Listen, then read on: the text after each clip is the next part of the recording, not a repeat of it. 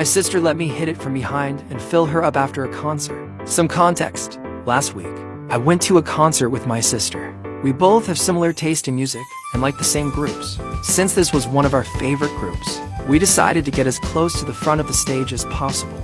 We squeezed into a small gap between a few people, but there was hardly any room.